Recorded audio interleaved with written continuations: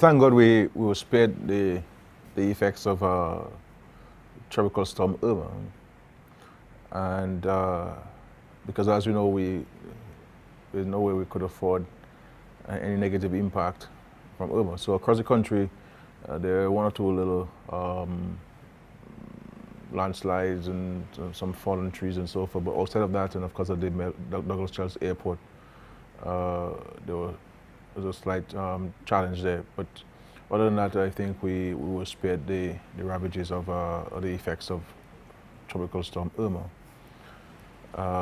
Unfortunately, some of our friends, sister islands up north, were not spared by the impact of the hurricane. I have spoken to the Prime Minister of Antigua and Barbuda, Honorable Gaston Brown, and he has informed me that Antigua itself was not heavily impacted outside of some fallen trees and so forth.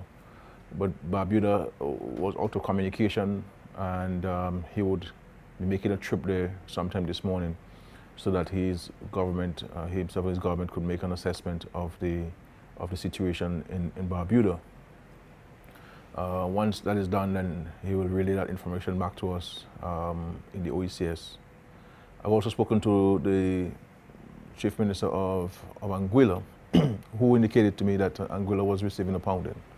And he said to me that the winds have been merciless, and clearly they will suffer some significant damage. Our hope and prayer is that there will be no loss of lives in Anguilla. At the time I spoke to him, which was about after 7 minutes to 8 this morning, the hurricane was still on island, affecting Anguilla.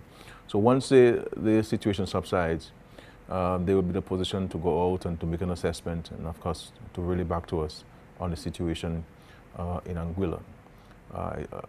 Montserrat did not receive any impact.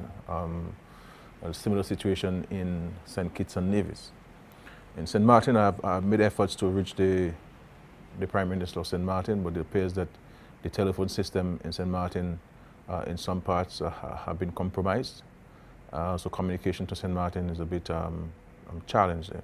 And of course, in times like this, one can understand the preoccupation of a leader of a country.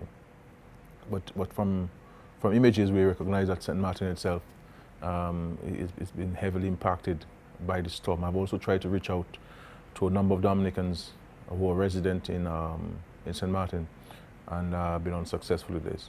So we'll continue making contact with them. Dominica stands ready to support with the little resources that we have. Once the assessment is received and the indication of what kind of support these islands would need, then Dominica would support.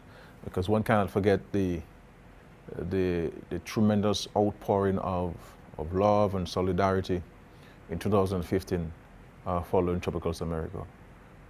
So we understand what these islands will be going through. We understand the challenges, and the expression of solidarity in a tangible way to these countries would certainly help in a huge way. So our thoughts and prayers, our hope is that there'll be no loss of lives in these islands, and that the rebuilding process will commence immediately after the storm would have passed. In respect to Dominica, again, we're monitoring Jose. Jose is following Irma very closely, and so the Office of Disaster Management and the Met Office, they are monitoring on a 24-hour basis, and will be providing the country with for 3-hour interval report on the situation. So we're keeping our fingers crossed, and we're keeping the prayer, we're keeping the hope that the rain here won't impact on us. I suspect we should expect some rain, intermittent showers, and so forth. But we continue to pray. I really want to thank all of the whole country, as a matter of fact, for adhering to the calls of the authorities. Because once we have cooperation, it is easier for us to execute a plan. And I must say the response to the Dominican public was commendable, and this assisted in the execution of the plan. The private sector was very helpful in allowing their workers to go home at 12 in majority of instances. And the hurricane shelters, the managers in the circumstances did a fantastic job. There are one or two hiccups which we will address today. But by and large, and we were satisfied with the preparatory activities of the state in preparation for the tropical storm Irma. So we're not out of the hurricane season yet. We have to continue to be vigilant. We have opportunities to take action on anything which you consider to be hazards. And let us ensure we do what we should do in these circumstances. I also want to thank the media, because the media has played an important role in bringing out the information to the general public. So in the dissemination of the information, you're very helpful, and we want to thank them for that. So all in all, let us continue to pray and pray for our brothers and sisters in the Northern Islands.